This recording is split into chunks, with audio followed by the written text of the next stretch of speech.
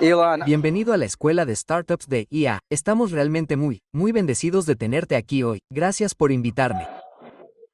De SpaceX, Tesla, Neuralink, XAI y más. ¿Hubo algún momento en tu vida, antes de todo esto, en el que sentiste que tenías que construir algo grandioso?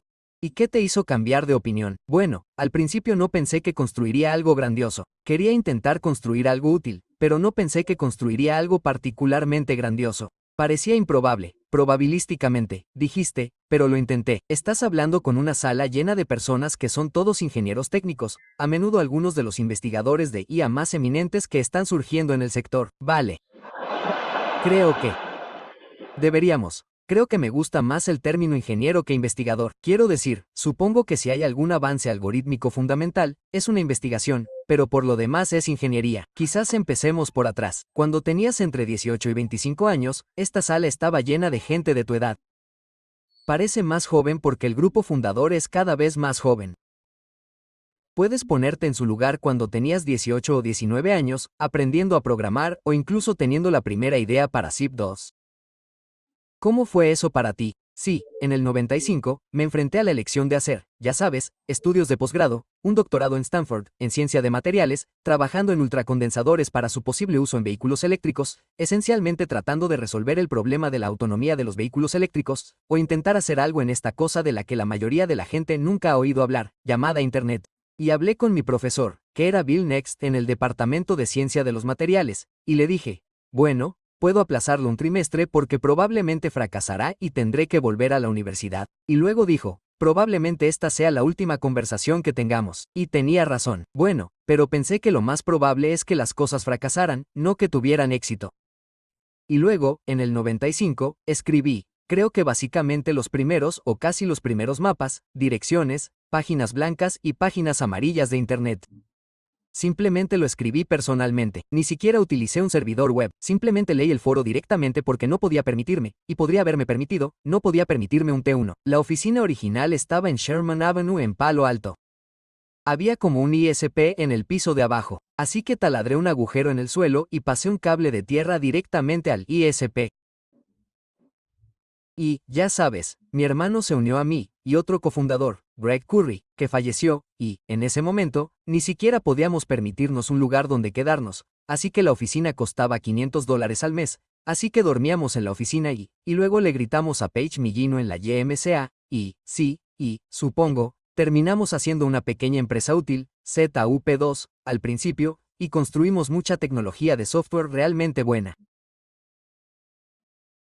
Pero estábamos un poco atrapados por las empresas de medios tradicionales. En ese entonces, el New York Times, sin presentador, lo que sea, eran inversores y clientes, y también en la junta directiva.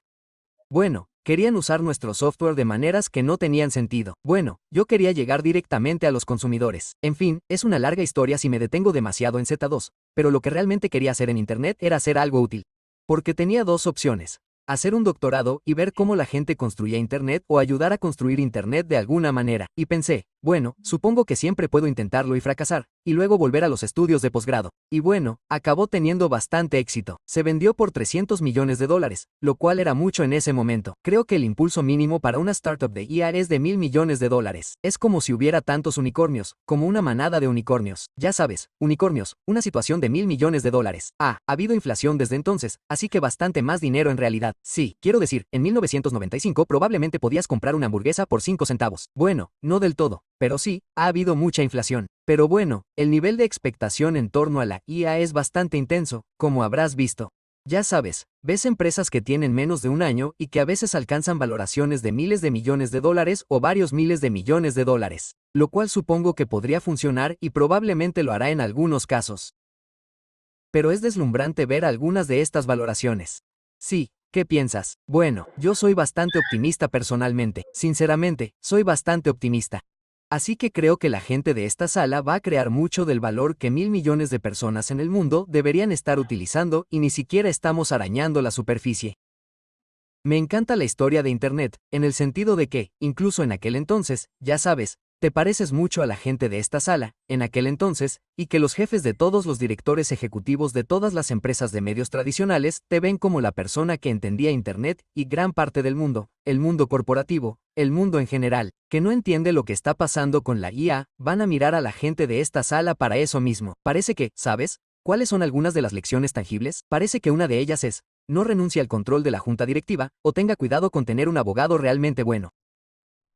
Supongo que, para mi primera startup, el gran error fue tener demasiado control de los accionistas y la junta directiva de las empresas de medios tradicionales, que necesariamente ven las cosas a través de la lente de los medios tradicionales y te harán hacer cosas que les parecen sensatas, pero que en realidad no tienen sentido con la nueva tecnología. Bueno, sé que debería decir que, en realidad, al principio no tenía intención de crear una empresa. Intenté conseguir un trabajo en Netscape. Envié mi currículum a Netscape y Mark Anderson lo sabe.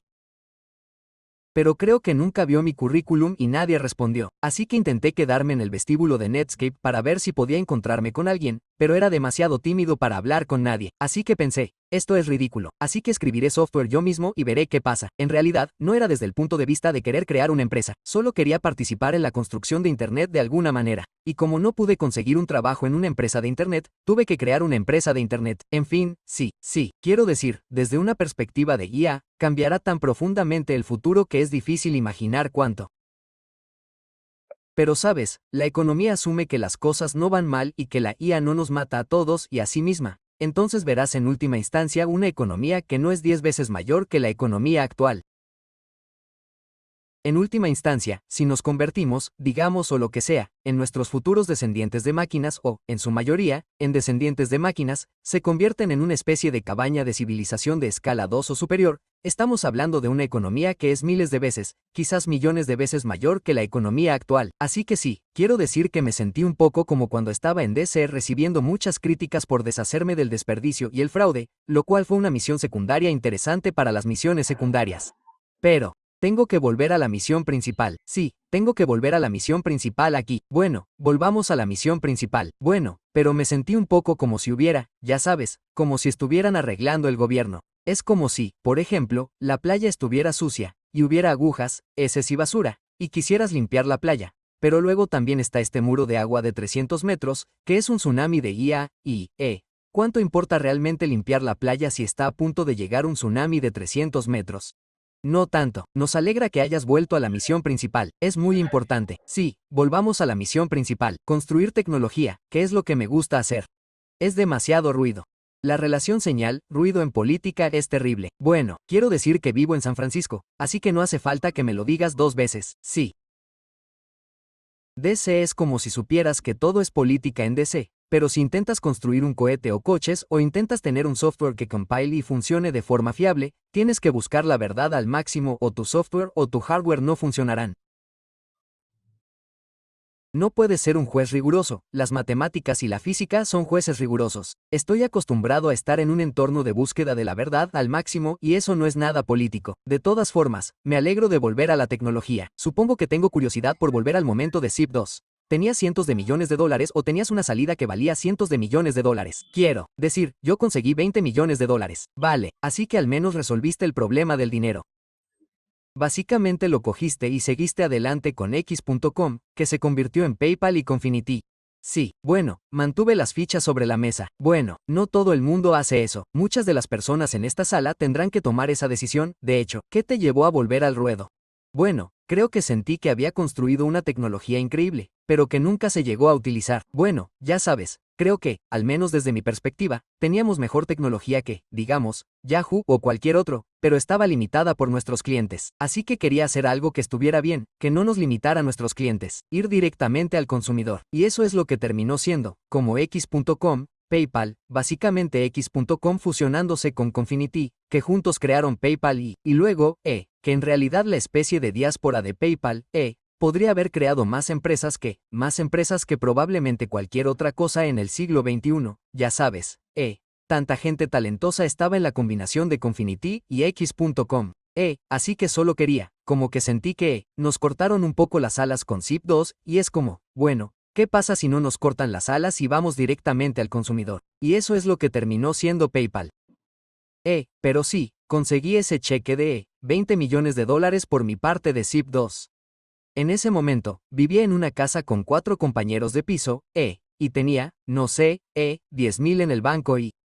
Entonces, el cheque llega por correo, de todos los lugares, y por correo. Y luego, mi saldo bancario pasó de 10,000 a 20 millones, y 10,000. Y tú dices, bueno, está bien. Todavía tenía que pagar impuestos por eso y todo, pero terminé poniendo casi todo eso en XRO y, como dijiste, simplemente mantuve casi todas las fichas sobre la mesa.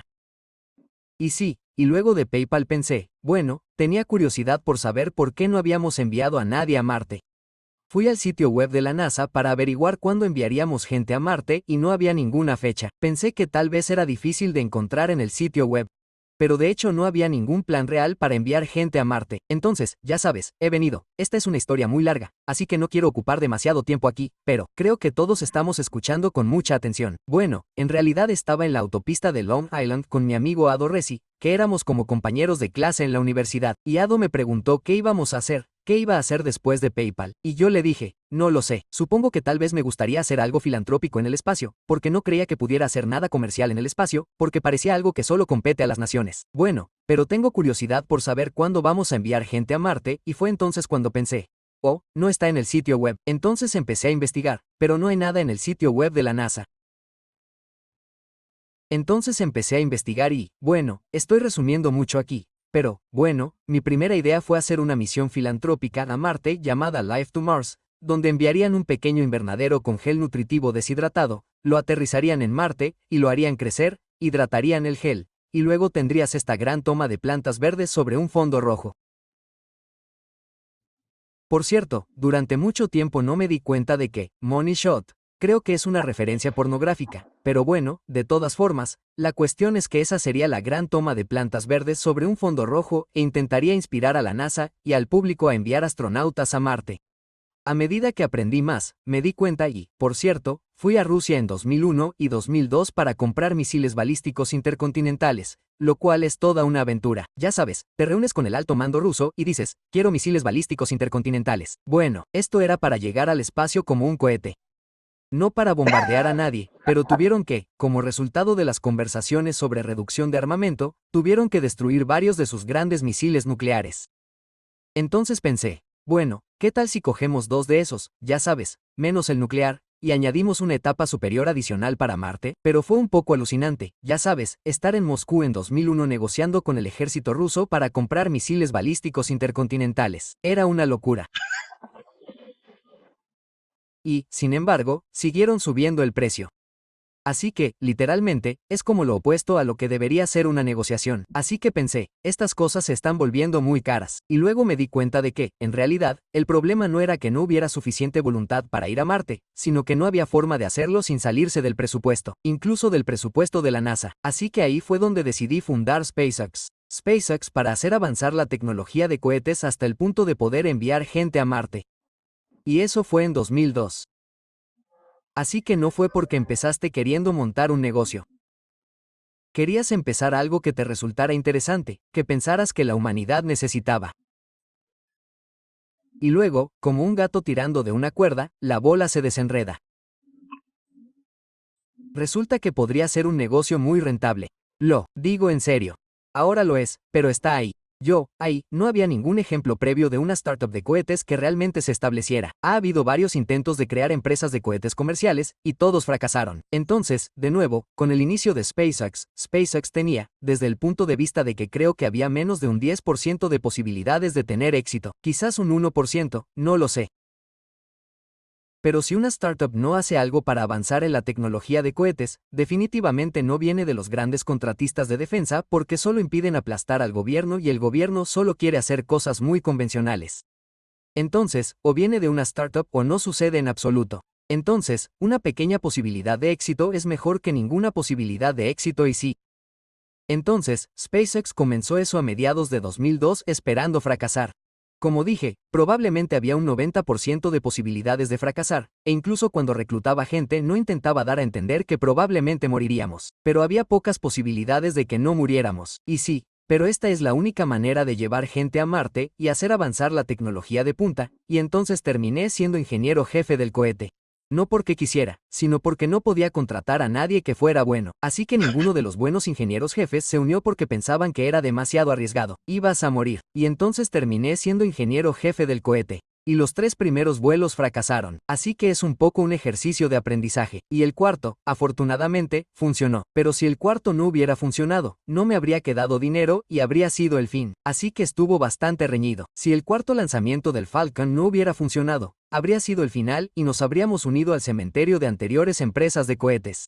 Así que mi estimación de éxito no estaba muy lejos. Lo logramos por los pelos. Y Tesla estaba sucediendo casi al mismo tiempo. 2008 fue un año difícil. Porque a mediados de 2008, o sea, en el verano de 2008, el tercer lanzamiento de SpaceX había fracasado. Mi tercer fracaso consecutivo, la ronda de financiación de Tesla había fracasado y Tesla iba a la quiebra rápidamente. Era como, tío, esto es desalentador. Bueno, esto va a ser una advertencia sobre un ejercicio de arrogancia. Probablemente, durante ese periodo, mucha gente decía, Elon es un experto en software, ¿por qué trabaja en hardware? Sí, ¿por qué elegiría trabajar en esto? Al 100%. Puedes mirarlo porque la prensa de esa época todavía está en línea. Puedes buscarla. Y me llamaban el tipo de Internet, como el tipo de Internet, también conocido como el tonto, que intenta crear una empresa de cohetes. Así que nos ridiculizaron bastante. Y suena bastante absurdo, como si el tipo de Internet creara una empresa de cohetes, no parece una receta para el sexo. Francamente, no se lo guardé rencor. Pensé, sí, lo admito, parece improbable y estoy de acuerdo en que es improbable. Pero, afortunadamente, el cuarto lanzamiento funcionó y la NASA nos otorgó un contrato para reabastecer la estación espacial. Bueno, creo que eso fue, no sé, el 22 de diciembre o justo antes de Navidad. Porque ni siquiera el cuarto lanzamiento fue suficiente para tener éxito. La NASA también necesitaba un gran contrato para mantenernos con vida.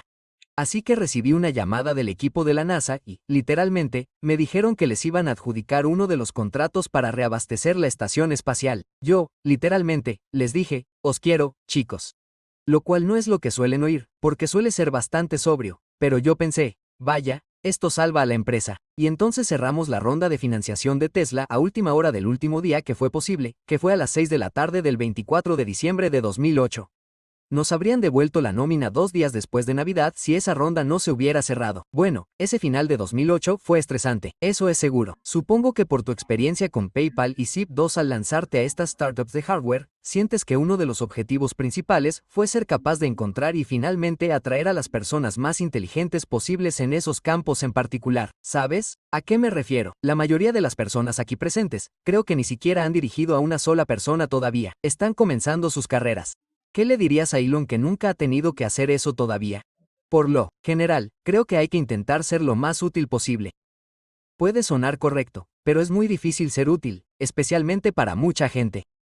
Cuando dices que el área bajo la curva de la utilidad total es como, ¿cuán útil ha sido para tus semejantes por cuántas personas? Es casi como la definición física del verdadero trabajo. Es increíblemente difícil hacer eso, y creo que si aspiras a hacer un trabajo de verdad, tus probabilidades de éxito son mucho mayores. No aspires a la gloria, aspira a trabajar. Signo de apertura de interrogación. ¿Cómo puedes saber que es un trabajo de verdad? ¿Es externo? ¿Es como lo que les pasa a otras personas? O, ya sabes, ¿qué hace el producto por las personas? ¿Qué es lo que sabes que es para ti cuando buscas gente que trabaje para ti? ¿Qué es lo más destacado que buscas? O si hay. Esa es otra cuestión. Supongo que es. Quiero decir, en términos de tu producto final, solo tienes que decir, bueno, si esto tiene éxito, ¿qué utilidad tendrá para cuántas personas? Y eso es. Punto, eso es lo que quiero decir. Y luego haces lo que sabes, ya seas CEO o cualquier rol en una startup. Haces lo que sea necesario para tener éxito, y simplemente. Y siempre aplastas tu ego. Es como internalizar la responsabilidad. Un modo de fracaso importante es cuando la relación ego-capacidad es el doble de mayor que el signo 1. Si tu relación ego-capacidad es demasiado alta, básicamente romperás el ciclo de retroalimentación con la realidad. Y en términos de IA, romperás tu ciclo de RL. Entonces, no quieres romper tu ciclo de RL fuerte, lo que significa internalizar la responsabilidad y minimizar el ego, y haces cualquier tarea sin importar si es grandiosa o humilde. Por eso prefiero el término ingeniería en lugar de investigación. Prefiero el término. Y no quiero llamar laboratorio a XAI, solo quiero que sea una empresa. Bueno, es como si fuera lo más simple, lo más directo, lo ideal, los términos de ego más bajos, esos son generalmente una buena manera de hacerlo. Lo que quieres es simplemente cerrar el círculo con la realidad. Eso es algo muy importante. Creo que todos en esta sala realmente admiran todo lo que has hecho, ser una especie de modelo de principios básicos y pensar en las cosas que has hecho. ¿Cómo determinas realmente tu realidad? Porque eso parece ser una parte bastante importante. Como otras personas, personas que nunca han hecho nada, no ingenieros, a veces periodistas que nunca han hecho nada, te criticarán. Pero luego está claro que tienes otro grupo de personas que son constructores, que tienen una especie de área bajo la curva muy alta, que están en tu círculo. ¿Cómo debería abordar eso la gente? Como lo que te ha funcionado a ti y lo que le transmitirías a tus hijos. Como sabes, ¿qué les dices cuando piensas que necesitas abrirte camino en este mundo? Aquí tienes cómo construir una realidad que sea predictiva desde el primer principio. Bueno, las herramientas de la física son increíblemente útiles para comprender y progresar en cualquier campo. Y los primeros principios significan, obviamente, descomponer las cosas en los elementos fundamentales que tienen más probabilidades de ser ciertos y luego razonar a partir de ahí de la manera más convincente posible, en lugar de razonar mediante análisis o metáforas. Y luego, cosas simples como pensar en el límite, como si extrapolaras, minimizas esto o maximizas aquello, pensar en el límite es muy, muy útil. Utilizo todas las herramientas de la física. Se aplican a cualquier campo. En realidad, es como un superpoder. Por ejemplo, puedes pensar en los cohetes. Puedes decir, ¿cuánto debería costar un cohete? El enfoque típico que la gente adoptaría para determinar cuánto debería costar un cohete es que analizan históricamente el coste de los cohetes y asumen que cualquier cohete nuevo debe ser algo similar al coste anterior de los cohetes. Un enfoque de primeros principios sería que analizas los materiales que componen el cohete. Por ejemplo, si es aluminio, cobre, fibra de carbono, acero o lo que sea, y dices cuánto pesa ese cohete y cuáles son los elementos constitutivos y cuánto pesan. ¿Cuál es el precio del material por kilogramo de esos elementos constitutivos? Eso establece el mínimo real de lo que puede costar un cohete. Puede aproximarse estéticamente al coste de las materias primas, y entonces te das cuenta de que, en realidad, las materias primas de un cohete representan solo el 1 o el 2% del coste histórico de un cohete. Por lo tanto, la fabricación debe ser necesariamente muy ineficiente si el coste de la materia prima es solo del 1 o el 2%. Ese sería un primer análisis de principios básicos del potencial de optimización de costes de un cohete, y eso es antes de llegar a la reutilización. Para dar un ejemplo de IA, supongo que el año pasado, cuando XAI intentaba construir un supercúmulo de entrenamiento, fuimos a varios proveedores para preguntarles, a principios del año pasado, que necesitábamos 100.000 H100 para poder entrenar de forma coherente. Y sus estimaciones sobre cuánto tardaríamos en completarlo eran de 18 a 24 meses. Es como si tuviéramos que hacerlo en 6 meses. Entonces, o no seremos competitivos. Entonces, si lo desglosas, ¿qué necesitas? Bueno, necesitas un edificio, necesitas energía, necesitas refrigeración. No teníamos tiempo suficiente para construir un edificio desde cero, así que tuvimos que encontrar un edificio existente. Así que encontramos una fábrica que ya no se utilizaba en Memphis que solía fabricar productos de electrolitos. Pero entonces la potencia de entrada era de 15 megavatios y necesitábamos 115 megavatios. Así que alquilamos generadores y los pusimos en un lado del edificio, y luego teníamos que tener refrigeración. Así que alquilamos aproximadamente una cuarta parte de la capacidad de refrigeración móvil de y colocamos los enfriadores en el otro lado del edificio. Eso no solucionó el problema por completo porque el voltaje y las variaciones de potencia durante el entrenamiento son muy grandes. Por lo tanto, la potencia puede caer un 50% en 100 milisegundos, algo que los generadores no pueden controlar. Entonces, combinamos, añadimos megapaquetes Tesla y modificamos el software de los megapaquetes para poder suavizar la variación de potencia durante la ejecución del entrenamiento. Y luego hubo un montón de desafíos de red porque los cables de red, si intentas hacer que 100,000 G entrenen de forma coherente, son muy desafiantes. Casi, suena como casi cualquiera de las cosas que mencionaste. Bueno, podría imaginarme a alguien diciéndote muy directamente, no puedes tener eso, no puedes tener ese poder, no puedes tener esto. Y parece que una de las partes más destacadas del pensamiento basado en los primeros principios es, en realidad, preguntemos por qué, vamos a averiguarlo. Y de hecho, desafiemos a la persona que está al otro lado de la mesa. Y si no obtengo una respuesta con la que me sienta bien, no voy a permitir que eso suceda. no voy a dejar que ese no se mantenga. Es decir, eso parece algo que, ya sabes, todo el mundo. Si alguien intentara hacer lo que haces tú en hardware, el hardware parece ser algo único. En el software tenemos muchas cosas superfluas y cosas que, ya sabes, es como si pudiéramos añadir más CPU para eso. Estará bien, pero en el hardware simplemente no va a funcionar. Creo que estos principios generales del pensamiento basado en los primeros principios se aplican al software y al hardware, se aplican a cualquier cosa en realidad. Bueno, solo estoy usando un ejemplo de hardware, de cómo nos dijeron que algo era imposible. Pero una vez que lo desglosamos en los elementos constitutivos, necesitamos un edificio, necesitamos energía, necesitamos refrigeración, necesitamos suavizado de energía y luego pudimos resolver esos elementos constitutivos. Pero lo fue, y luego simplemente ejecutamos la operación de red para hacer todo el cableado, todo, en 4 turnos, 24 séptimos y yo estaba como durmiendo en el centro de datos y también haciendo el cableado yo mismo, y luego había muchos otros problemas que resolver. Bueno, ya sabes, nadie había hecho una serie de capacitación con 100.000 H100, capacitación coherente el año pasado. Quizás se haya hecho este año, no lo sé, pero, bueno, y luego terminamos duplicando eso a 200.000. Y ahora tenemos 150, 50, 000 H100, 50.000 H200 y 30.000 GB 200 en el centro de formación de Memphis. Y estamos a punto de poner en marcha 110.000 GB 200 en un segundo centro de datos también en el área de Memphis. Cree que la formación previa sigue funcionando y que las leyes de escalado siguen siendo válidas y que quien gane esta carrera tendrá básicamente el modelo más grande e inteligente posible. Bueno, hay varios elementos que, además de la competitividad para la IA a gran escala, sin duda el talento de las personas importa. La escala del hardware importa y lo bien que se puede aprovechar ese hardware. Por lo tanto, no puedes simplemente pedir un montón de GPU y no las puedes conectar. Por lo tanto, tienes que conseguir muchas GPU y entrenarlas de forma coherente y estable.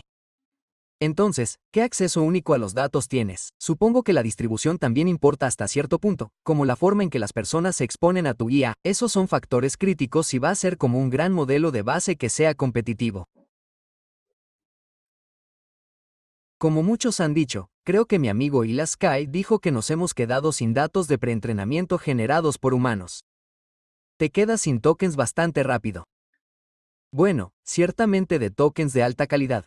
Y luego tienes que hacer mucho, necesitas crear esencialmente datos sintéticos, y ser capaz de juzgar con precisión los datos sintéticos que estás creando para verificar. ¿Son datos sintéticos reales o son una elucidación que en realidad no coincide con la realidad? Bueno, lograr una base en la realidad es complicado, pero estamos en la etapa en la que se pone más esfuerzo en los datos sintéticos. Y ahora mismo estamos entrenando Grok 3.5, que se centra mucho en el razonamiento. Volviendo a tu punto sobre la física, lo que escuché sobre el razonamiento es que las ciencias duras, en particular los libros de texto de física, son muy útiles para el razonamiento, mientras que creo que los investigadores me han dicho que las ciencias sociales son totalmente inútiles para el razonamiento. Sí, probablemente sea cierto. Bueno, sí. Algo que va a ser muy importante en el futuro es combinar la IA profunda en el centro de datos o supercúmulo con la robótica. Ya sabes, cosas como el robot humanoide Optimus, y sí, Optimus es increíble. Va a haber muchísimos robots humanoides y robots de todos los tamaños y formas. Pero mi predicción es que habrá más robots humanoides de lejos que todos los demás robots juntos, quizá por un orden de magnitud, una gran diferencia. Y es cierto que estáis planeando una especie de ejército de robots. Ya sea que lo hagamos nosotros o Tesla. Tesla trabaja codo con XAI. Ya habéis visto cuántas empresas emergentes de robots humanoides hay. Creo que Jensen Huang estaba en el escenario con un montón de robots de diferentes empresas. Creo que había como una docena de robots humanoides diferentes. Bueno, supongo que parte de lo que he estado luchando, y quizá lo que me ha frenado un poco es que no quiero que Terminator sea real, ¿sabes? Así que, supongo que al menos hasta hace unos años, he estado dando largas a la IA y a la robótica humanoide. Y luego me di cuenta de que va a pasar lo mismo que yo o no. Así que tienes dos opciones. Participar, puede ser espectador o participante. Bueno, supongo que prefiero ser participante que espectador.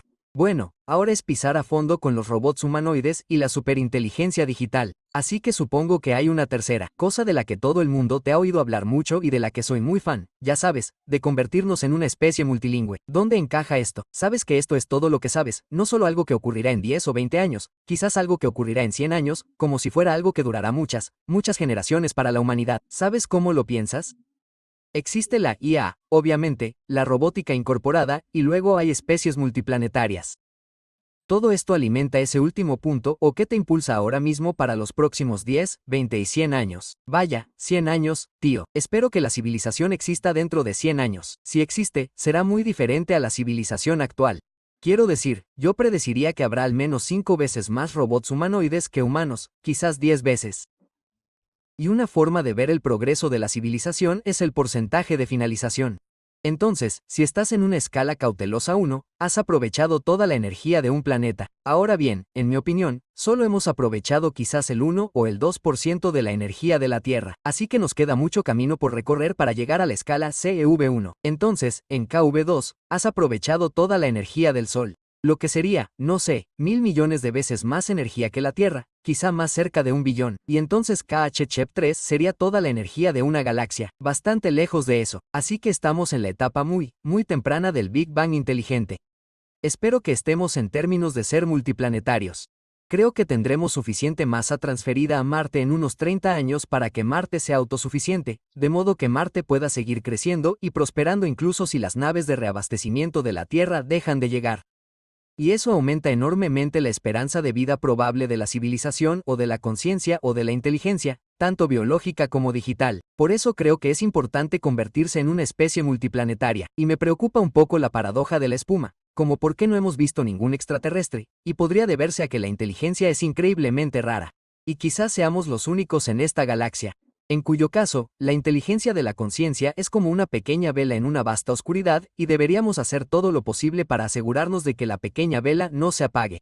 Y ser una especie multiplanetaria o hacer que la conciencia sea multiplanetaria mejora enormemente la esperanza de vida probable de la civilización y es el siguiente paso antes de ir a otros sistemas estelares. Una vez que tienes al menos 2 planetas, tienes una función de forzamiento para la mejora de los viajes espaciales. Y eso es lo que en última instancia llevará a que la conciencia se expanda a las estrellas. Podría ser que la paradoja de Fermi dicte que una vez que alcanzas cierto nivel de tecnología te destruyes a ti mismo. ¿Cómo nos decimos a nosotros mismos? ¿Cómo podemos hacer para evitar que eso suceda? Sí, ¿cómo evitamos los grandes filtros? Uno de los grandes filtros sería, obviamente, una guerra termonuclear global, así que deberíamos intentar evitarla. Supongo que construir robots de IA benignos, una IA que ame a la humanidad y, ya sabes, robots que sean útiles. Algo que creo que es extremadamente importante en la construcción de IA es una adhesión muy rigurosa a la verdad, incluso si esa verdad es políticamente incorrecta. Mi intuición sobre lo que podría hacer que la IA sea muy peligrosa es si obligas a la IA a creer cosas que no son ciertas. ¿Cómo piensas sobre, ya sabes, existe este argumento de abierto por seguridad frente a cerrado por ventaja competitiva? Quiero decir, creo que lo bueno es que tienes un modelo competitivo. Muchas otras personas también tienen modelos competitivos. Y en ese sentido, ya sabes, estamos en la peor línea temporal que me preocuparía. Ya sabes, hay un despegue rápido y solo está en manos de una persona. Eso podría, ya sabes, colapsar muchas cosas. Mientras que ahora tenemos elección. Genial. ¿Qué piensas sobre esto? Sí, creo que habrá varias inteligencias profundas. Puede que al menos 5. Quizás hasta 10. No estoy seguro de que vayan a ser cientos, pero probablemente sea cerca. Quizás haya como 10 o algo así, de las cuales quizás 4 estarán en los Así que no creo que vaya a haber una IA que tenga capacidad de descontrol. Pero sí, varias inteligencias profundas. Signo de apertura de interrogación. ¿Qué harán realmente estas inteligencias profundas? ¿Se dedicarán a la investigación científica o intentarán hackearse entre sí? Probablemente todas las anteriores. Bueno. Espero que descubran nueva física y creo que definitivamente inventarán nuevas tecnologías.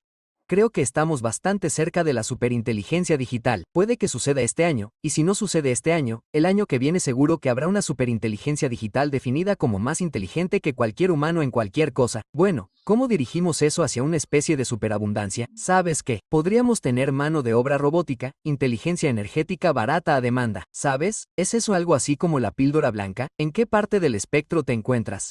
Y hay cosas tangibles en las que animarías a todos los presentes a trabajar para que esa píldora blanca se haga realidad.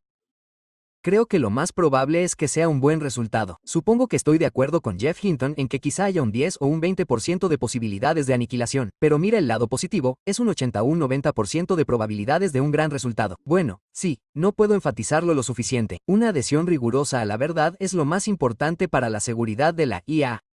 Y, obviamente, la empatía por la humanidad y la vida tal como la conocemos. Todavía no hemos hablado de Neuralink, pero tengo curiosidad por saber que estás trabajando para cerrar la brecha de entrada y salida entre humanos y máquinas. ¿Qué tan crítico es eso para la AGI y la ASI? Una vez que se establece ese enlace, podemos no solo leer, sino también escribir. El enlace neuronal no es necesario para resolver la superinteligencia digital, eso sucederá antes de que el enlace neuronal esté a escala. Pero lo que Neuralink puede hacer de manera efectiva es resolver las limitaciones del ancho de banda de entrada-salida. Especialmente nuestro ancho de banda de salida es muy bajo. La salida sostenida de un humano en el transcurso de un día es de menos de un bit por. Entonces, hay 86.400 segundos en un día. Y es extremadamente raro que un humano genere más de esa cantidad de símbolos por día. Bueno, desde luego durante varios días seguidos. Bueno, con una interfaz de enlace neuronal, puedes aumentar enormemente el ancho de banda de salida y el ancho de banda de entrada. Como la entrada llega directamente a ti, tienes que hacer operaciones de escritura en el cerebro. Bueno, ahora tenemos 5 humanos que han recibido el tipo de entrada de lectura, donde se leen señales, y tienes personas con el que, en realidad, no tienen. Son tetraplégicos, pero ahora pueden comunicarse con un ancho de banda similar al de un humano con un cuerpo completamente funcional, y controlar su ordenador y su teléfono, lo cual es genial. Y luego, creo que en los próximos 6 a 12 meses, haremos nuestros primeros implantes para la visión, donde incluso si alguien es completamente ciego, podremos escribir directamente en la corteza visual, y hemos tenido eso funcionando en monos. De hecho, creo que uno de nuestros monos ha tenido un implante visual durante 3 años, y, al principio, tendrá una resolución relativamente baja, pero a largo plazo tendrá una resolución muy alta y podrá ver longitudes de onda multiespectrales. Así que podría ver un radar infrarrojo ultravioleta como una situación de superpotencia, como en algún momento los implantes cibernéticos no solo corregirían cosas que salieron mal, sino que aumentarían las capacidades humanas de manera drástica, aumentarían la inteligencia, los sentidos y el ancho de banda de manera drástica, y eso sucederá en algún momento. Pero la superinteligencia digital sucederá mucho antes de eso. Al menos si tenemos un enlace más nuevo, podríamos apreciar mejor la IA. Supongo que uno de los factores limitantes de todos sus esfuerzos en todos estos dominios diferentes es el acceso a las personas más inteligentes posibles. Pero, de forma simultánea, tenemos rocas que pueden hablar y razonar, y ahora tienen un coeficiente intelectual de 130 y probablemente pronto serán superinteligentes. ¿Cómo reconcilias esas dos cosas? ¿Cómo qué va a pasar en 5 o 10 años? ¿Y qué deberían hacer las personas en esta sala para asegurarse de que son ellas las que están creando en lugar de estar por debajo de la línea de la API? Bueno, lo llaman la singularidad por una razón, porque no sabemos qué va a pasar en un futuro no muy lejano. El porcentaje de inteligencia humana será bastante pequeño en algún momento. La suma colectiva de la inteligencia humana será inferior al 1% de toda la inteligencia. Bueno, y si las cosas llegan a un cuarto de nivel 2, estamos hablando de inteligencia humana, incluso suponiendo un aumento significativo de la población humana y el aumento de la inteligencia, como la inteligencia masiva o el aumento en el que todo el mundo tiene un coeficiente intelectual de 1000, por así decirlo. Incluso en esas circunstancias, la inteligencia humana colectiva será probablemente una 1000.000.000ésima parte de la inteligencia digital. De todos modos, ¿dónde está el gestor de arranque biológico para la superinteligencia digital? Supongo que, para terminar, pensé, ¿fui un buen gestor de arranque? Signo de apertura de interrogación. ¿A dónde vamos? ¿Cómo seguimos desde aquí? Quiero decir, todo esto es ciencia ficción bastante descabellada que también podría ser construida por la gente de esta sala. ¿Sabes? Si tienes una idea final para las personas técnicas más inteligentes de esta generación ahora mismo, ¿qué deberían estar haciendo? ¿En qué deberían estar trabajando? ¿En qué deberían estar pensando esta noche mientras van a cenar? Bueno, como dije al principio, creo que si estás haciendo algo útil, eso es genial. Bueno, si intentas ser lo más útil posible para tus semejantes, entonces estarás haciendo algo bueno. No dejo de insistir en esto de centrarse en una IA superveraz, que es lo más importante para la seguridad de la IA. Obviamente, si sabes de alguien interesado en trabajar en XAI, háznoslo saber. Nuestro objetivo es que Grok sea la IA que busque la verdad al máximo. Y creo que eso es algo muy importante. Ojalá podamos entender la naturaleza del universo. Eso es realmente, supongo, lo que la IA puede decirnos. Quizás la IA pueda decirnos dónde están los extraterrestres y, ya sabes, cómo empezó realmente el universo, cómo acabará, cuáles son las preguntas que no sabemos que deberíamos hacer. ¿Y estamos en una simulación? ¿O en qué nivel de simulación estamos? Bueno, creo que lo vamos a averiguar. Un PNJ. Elon, muchas gracias por acompañarnos.